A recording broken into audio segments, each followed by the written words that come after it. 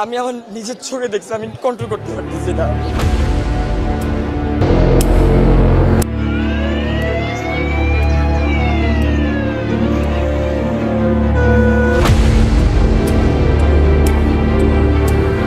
যেখানে আমার বোন বসতো ওইখানে প্লেনটা ক্র্যাশ হয়েছে। আমি যখন যাই তখন দেখি যে অনেকগুলো বাচ্চা দুই ভাগ হয়ে আছে, অনেক গার্জিয়ান দুই ভাগ হয়ে আছে। আমি ক্লাসে ছিলাম, আমার বোনদের ছুটি হয় 1টা বাজে আর আমার ছুটি হয়েছে 1টা 40-এ।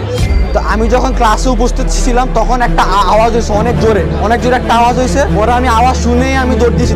লাস্ট তো আইডেন্টিফাই করার কোনো চিহ্নই নাই, চেহারাই নাই এখন।